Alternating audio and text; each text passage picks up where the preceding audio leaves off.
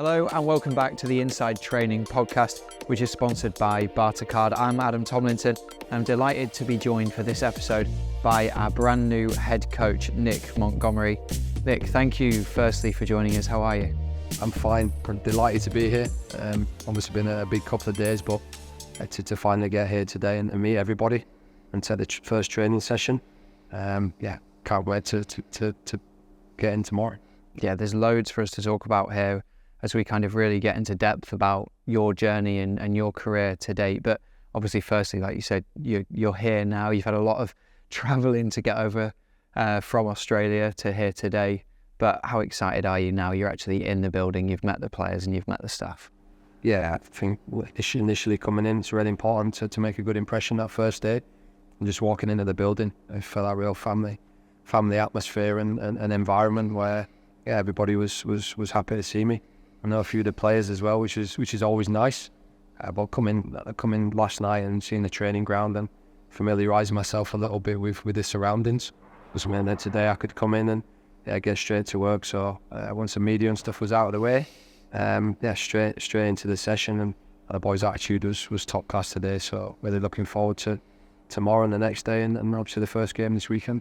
Yeah, it's a really exciting future ahead, but I want to start by taking you all the way back to your playing days, obviously starting out and coming through the academy at Sheffield United under Neil Warnock.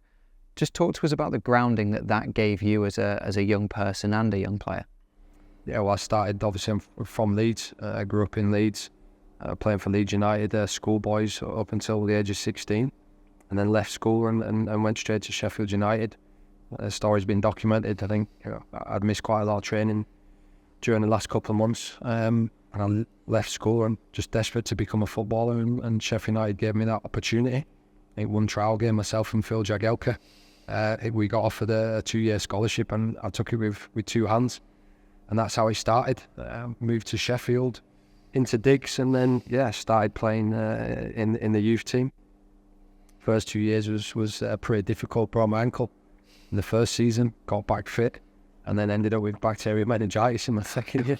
So it was like, maybe this is not meant to be, but I never doubted, I could make it into the first team. And Neil came in after I'd had these issues, and the reality is he just wanted young players that he could rely on, and his sort of players that would go out and fight for the club and compete. He gave me my debut at 18 away at Norwich. And from that moment on, I spent a good part of 15 years in total at the club. Some really good times, a couple of difficult times as well, which definitely helps mould you as a person. But as a man manager, he's fantastic and honest, and I think that's what I appreciated most. The fact that he'd tell you if you were playing, if you weren't playing, why. You could disagree if you agree, but ultimately he would give you an explanation as to why, because everybody wants to play, but the reality is you've only got 11 players that you can pick from, and big squads. But what he was really good at was grounding the young boys and giving you that foundation of hard work and honesty. And if you didn't have that, you'd want to play for Neil. So unfortunately, he lied to me, and I think from what I'd done, every day was just another day, and I just really appreciated the fact that he gave me that opportunity. And from that moment on, I spent 7 years under Neil, and 7 good years, and then a couple more coaches after that. Met some really good people, had some real good times. Do you think there's an element of his managerial style, or the way he treated players, or his faith in young players, that's almost imprinted itself on you, albeit you are, of course, your own man? Yeah, look, I think him giving myself and Phil Jagielka, Michael Tonk, the young lads, our opportunity. I think becoming a coach, I think it's a special moment if you can give a young player, especially one that's been through in the academy, part of the club, to give them their debut is a special thing. But also you have to earn it. And that's one thing that Neil made sure that you had to earn it. And that was from training, what he did in training, what he did in the games, and he would never give anyone an opportunity if they didn't deserve it. So, I suppose to answer your question, all the coaches that you've worked with, I've been really fortunate to work with some top coaches, probably too many to mention, but Weiss Brian Kidd, Mike Phelan. I spent time in Mike Phelan. You're talking people that have, won everything in the English game and, Champions Leagues and stuff. So, to take that information from them, and the biggest thing out of all of them is just how humble they were. And I think always try to be humble and hard-working. I think that's the work ethic that I try and instill into the players. But I think you're moulded by a lot of good experiences that you get from people that you enjoyed working with, and also learn from maybe the ones that you didn't enjoy working with. But ultimately, I'm my own person, my own man. I make my own decisions. But to have the experiences that I've had as a player and working with good people definitely does mould you into the person and the coach that you become. Yeah, and you played at like the highest level, obviously earning promotion to the Premier League with Sheffield United, making numerous appearances for them as well. You know what it takes and the way the players need to develop to be able to play on that stage. Yeah, very fortunate, to have played at the highest level, but there's no secret to it. It's hard work, it's staying honest, it's staying humble, and ultimately believing that you can achieve what you set out to do. And I always try to tell the players, you have to aim high in your career. You have to look at the top, and if that's where you want to get, then you have to do everything you can to get there. And it's not always easy. You obviously have setbacks like I had, and that's normal. But it's about sticking to the process and believing that you can achieve it, but nothing without hard work. And that's again the recipe for success. It's no secret. You have to work hard, and you have to be dedicated. You have to make sacrifices, and everything that you talk about it's not easy to be a footballer. Number one, you're in a privileged position. Everybody wants to be a footballer, but once you get there, how can you stay there? And that's normally the hardest thing. But once you're there and then you're performing, then you have to reach as high as you can. Yeah, and again, going kind of into your playing career, you obviously then decided to leave Sheffield United and leave England and move over and play in Australia. I believe from reading around, you had offers to stay in England, but you made that choice. Just talk us through that decision as a footballer, why you wanted to go to Australia, and then the success obviously you had there as a player. Yeah, playing so many games, in the Championship and the season in the Premier League. I just felt that, I think I was 31 years old. I just had twins that were born premature. I had my two girls, Chloe and Leah. And I felt at that time that they'd had a real difficult start to life, and I felt that after I'd been at the same place for so long, it would have been strange going back to Bramall as an opposition player. That was one reason. Yeah. But also, I always had the ambition to go overseas. I think when the opportunity came, and there was always a link between the two clubs. I'd known players that had played in the A-League, and always really interested in it. Obviously, it's a beautiful country.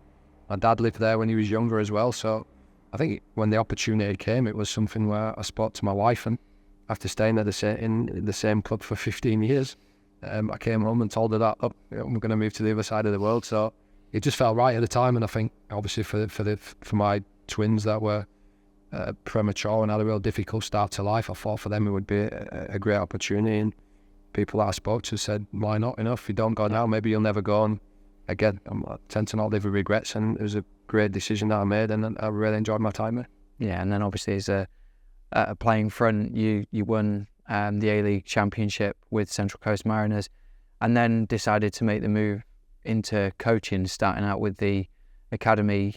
Just talk us through the group, firstly, that you were with that won the A-League Championship.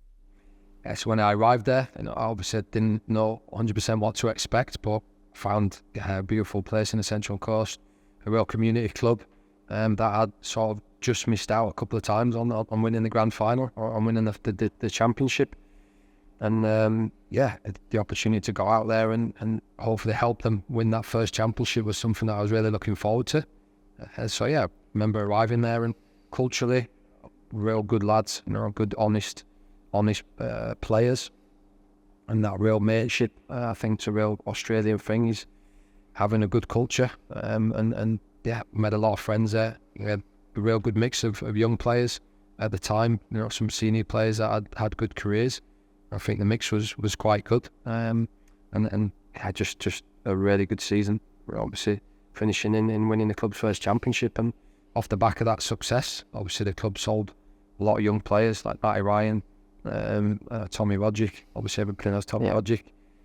Probably 4 or 5 players when they moved overseas off the back of that success. And then after that, it became the club struggled financially, probably overspent in that season. And yeah, the ownership changed to an English guy called Mike Charlesworth that rescued the club. And yeah, for many years, the budget was obviously the lowest in the league. And due to that, people came in and then really struggled to compete in the league. And for me, the experiences that I saw the club go through, when I retired, I took the academy job, and my vision was to rebuild the academy and make it the best academy in the country and the best development club in the country.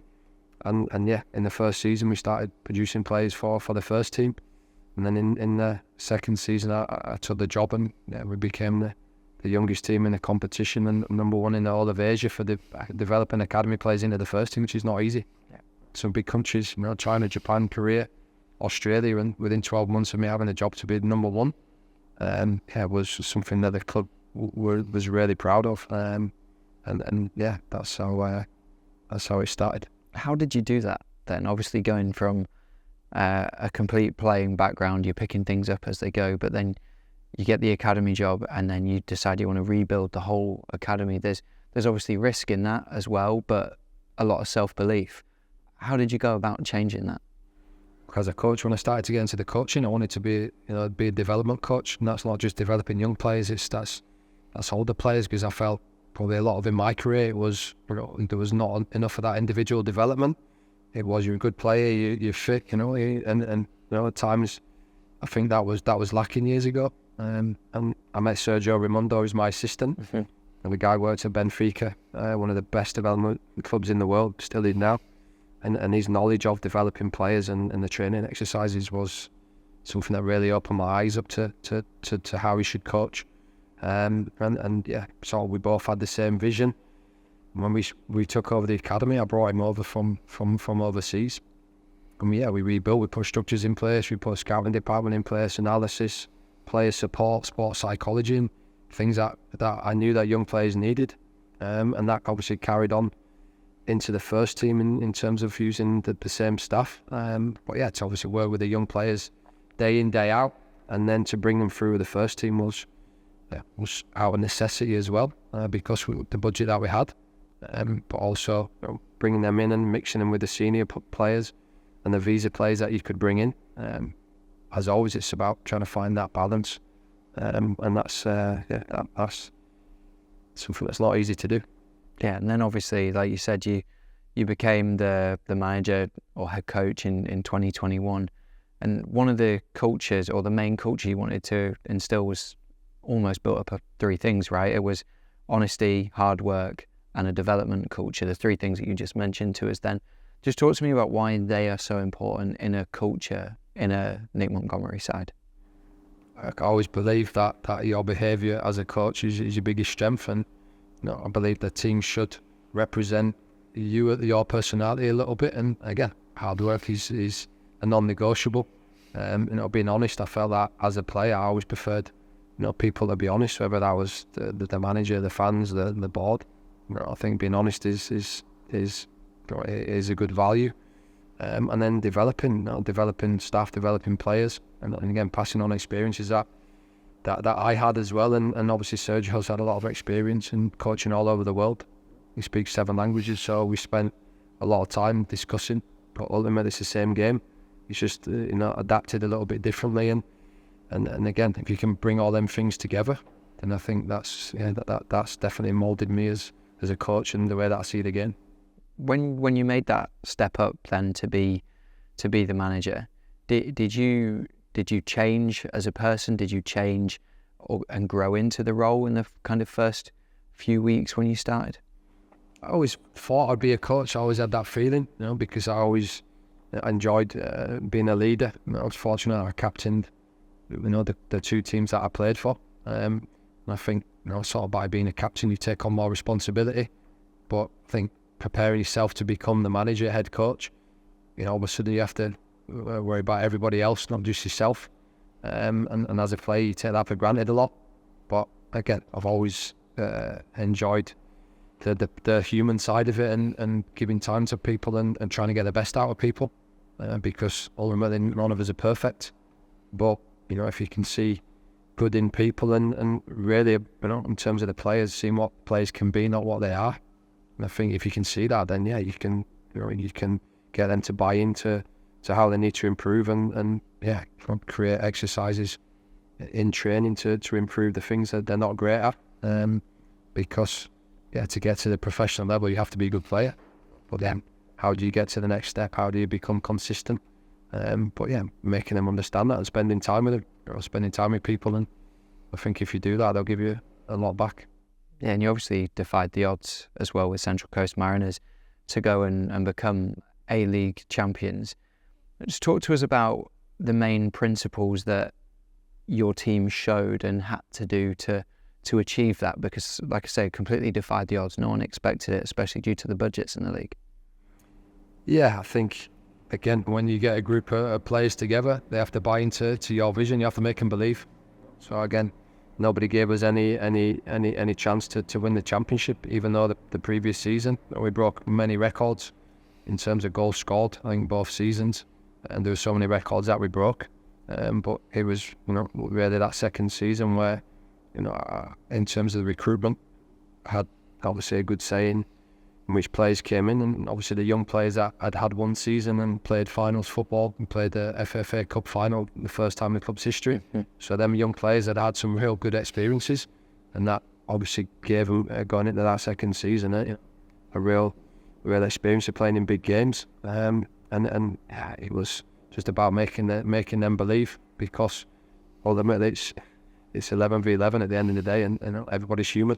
And if you can instill that belief and that work ethic into them, obviously football's unpredictable. You see every weekend the best teams in the world lose because maybe they don't turn up on the day with the right mindset. It's just about preparing the players to go into every game with a game plan. Hopefully they can execute that, but you always have to know that that's not always possible. But if you stick to your principles and your beliefs, no matter the result, I think ultimately at the end of it, you get where you want to be, but it's not without a lot of hard work. Yeah, there's one story I wanted to touch upon which goes into mentality quite a lot, and I believe that was you putting up the photo of the 2013 championship winning side, and then slowly as the season went on, you put your current squad's faces onto that team photo.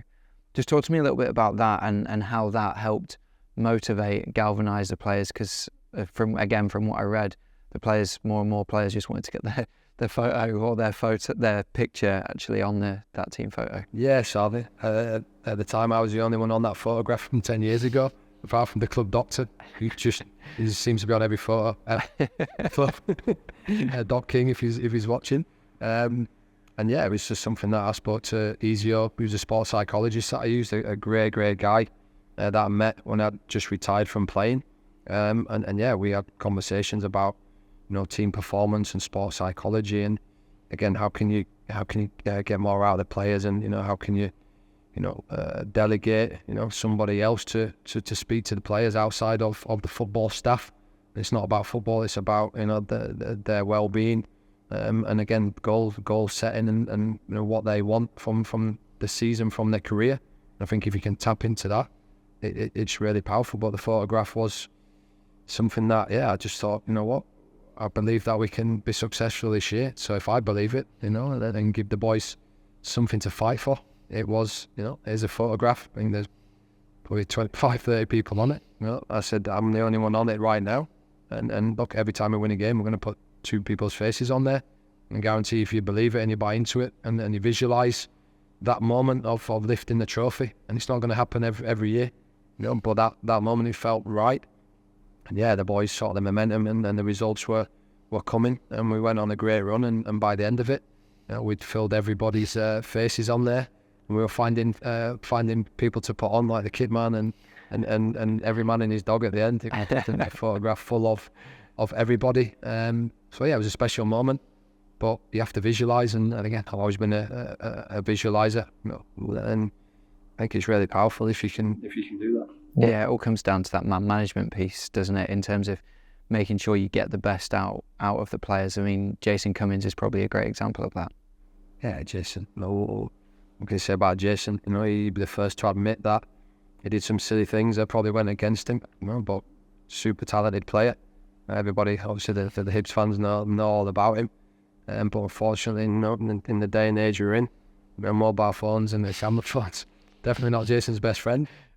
But I look back on when I was a young player, there was no mobile phones. Players did stupid things, and I was never in the media. But Jason, probably a little bit immature at the time. And when I spoke to people about signing him, I think 50% of people said don't touch him, and the other 50% said if you can get the best out of him, you've got a special talent. And I believed I could get the best out of him by giving him a little bit of discipline. And reality is he's a great lad. He hasn't done anything horrendous to anybody. He's just done some silly things that went against him. And it was about bringing Jason over, and his vision was to become top scorer in the league, to get to a World Cup, and everybody probably thought that was crazy. But along with myself and Ezio, the sports psychologist again, and then the people around him, we pushed him hard, and as that sort of, started to become a reality, it was to see Jason mature, definitely matured a lot, and he was probably one of the first people to text me, just saying what a fantastic club Hibs are. You're gonna love the city, love the club, and he's got a lot of love for the club. I'm really proud of what Jason achieved, and then to see him now over in India, it was a good move for him, and no doubt he's got a couple of moves left in him, but he was a fantastic player for me. Yeah, you've worked with lots of different types of players. Is there a specific main quality that you look for out of someone? He's a good person. To be honest, I think I said to the players this morning, I'll always be honest with you.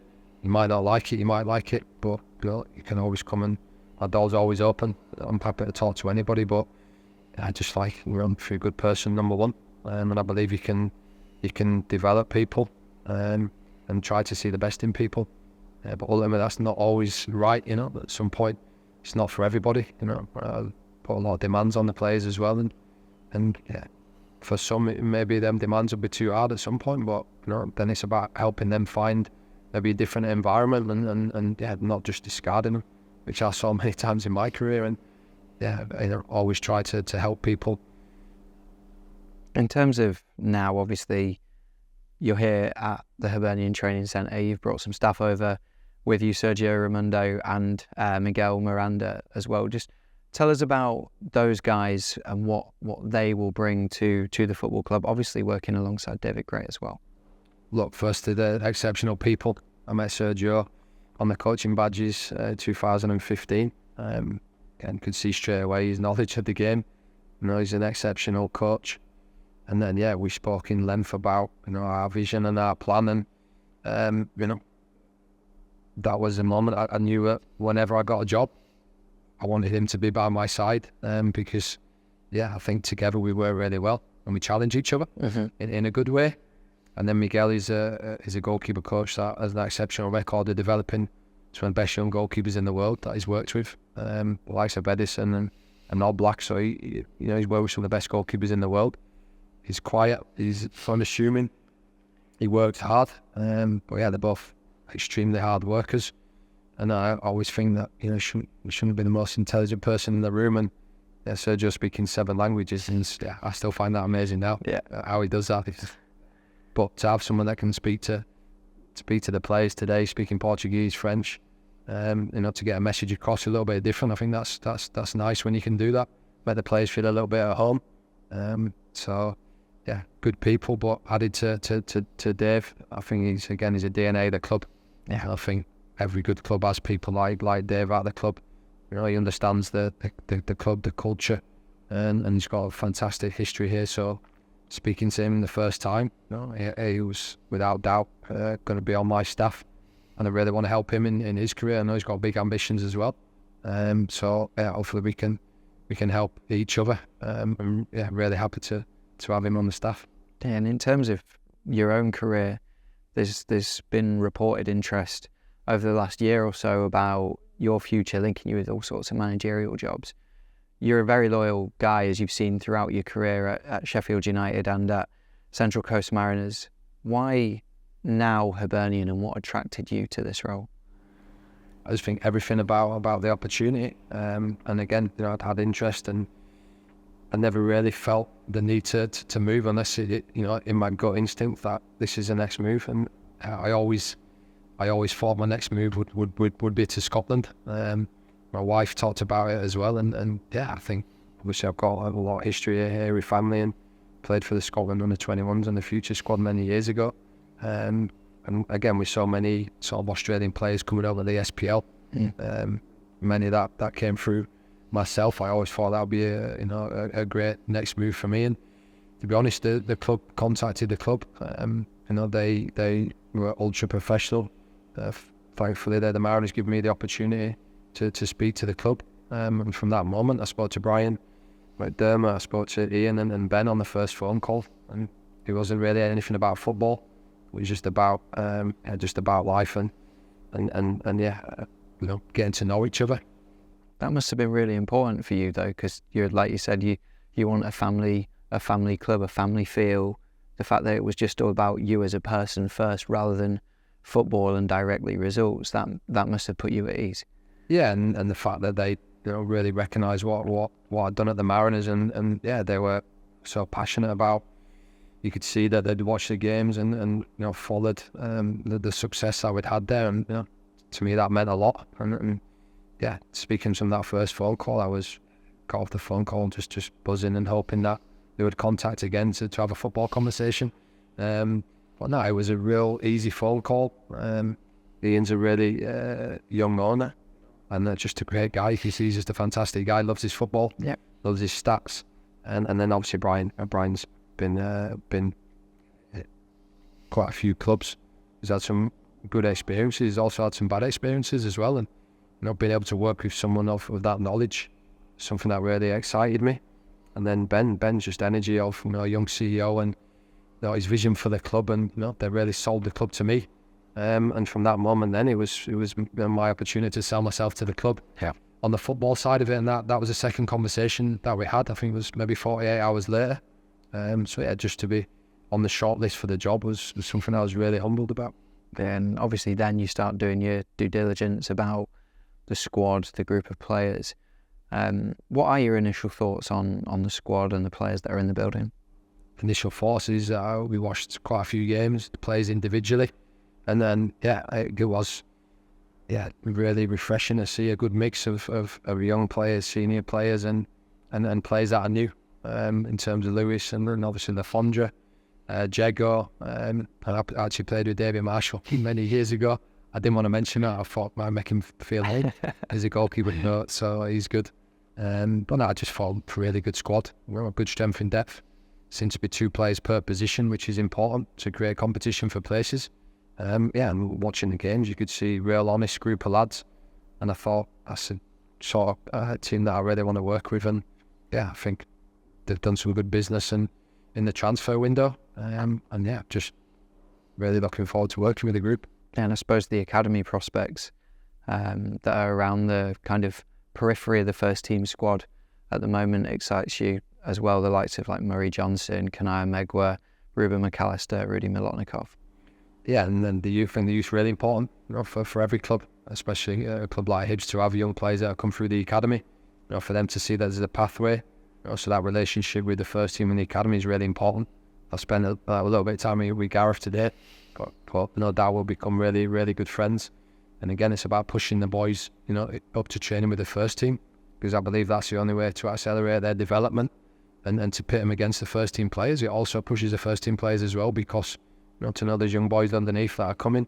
Again, that just creates more competition for places, and to see the young players out on loan as well, which is good. There's quite a few players out on loan, so hopefully get opportunity to go and watch them live, as well as every week just sit through and have a look at the clips from the games. I think that's something really important. I've seen a few of them in the building today. One of them that's just come back from one of the clubs with a little injury. I had a really good chat with him, and yeah, to see players out on loan is really important for their development as well. But once they come back here, they need to know if they perform out on loan, that the opportunity for them, to get into the first team here is one they can feel and they can touch, and it's not a million miles away. Yeah, and there's a lot of excitement among the supporter base after they look at what you did in Australia. In terms of your kind of football identity style, what does that look like? What can they expect? Look, they can expect a team that reflects me in terms of hard working, honest, but a team that likes to attack, likes to score goals, defends in numbers, because it's important that you defend properly. But yeah, I always enjoyed playing in teams where played with a lot of attacking players, and I wasn't the most talented player in the world, but I knew my job in the team, and that was to give the ball to the more talented players. And I just loved, playing with attacking players that scored goals. And yeah, just all action football, because I think the fans, they work hard all week. They want to turn up on a weekend and watch their team play and wear the heart on the sleeve and put 100% effort in. And I think if you do that, then the fans will appreciate that. But there's a lot of information that goes in through the week in terms of the playing style. And yeah, that's where the individual coaching and Sergio and Dave will have a big input into that as well. But yeah, I like to be a team that plays with high energy. And again, you need good players that are honest and are willing to put that effort in. And I also feel that it's not about the 11 that start, it's about the whole squad. In modern day football, when you can make numerous substitutes off the bench, if you can have a good squad where players are going full gas, until they run out, and then you replace them. But instead of cruising through 90 minutes, which when there was 1-2 subs years ago, you had to get through 90 minutes. Whereas now, it's a little bit different, and yeah, put a lot of demands on the players. And yeah, it's about making sure that you can try and outrun and outfight the opposition, but then the football comes into play, and that's what we work on a lot on the training ground, creating opportunities and trying to score goals, because that's what wins you games of football. Yeah, what are you like out on the grass and on the touchline? Are you kind of a kick every ball kind of head coach, or are you a bit more kind of relaxed and let Sergio do that? A little bit of both. I think, to be honest, depends how the game's going. Yeah. Find myself obviously passionate. I like to win. I don't know many coaches that don't like to win. I'm no different than anybody else. I don't like to lose. Yeah. So that's I think again that's part of me. But if you lose when you've put all the effort in and everybody's done well, then I'll accept that. But yeah, depending on how the game's going, quite passionate and try not to get in trouble with the referees as well. And so yeah, I suppose everyone will have to see on that one. Absolutely. And just finally, there's loads that we could continue to talk about, but I just wanted to mention the Hibernian supporters, because I'm sure you've seen all the videos in terms of them singing Sunshine on Leith, the incredible atmosphere that they make home and away. How excited are you actually for them to see your team play and for them to almost bounce off the energy that your players will bring onto a game? Yeah, look, I want to give them a team that they can be proud of, a team that they can turn up on a weekend or whether it's a midweek game and know that they're going to come and see a team put effort in and try and win the game. I like to go out every game and try and win the game. Probably have to adapt a little bit here. Obviously, there's some high quality teams in the competition, but team going in with a game plan.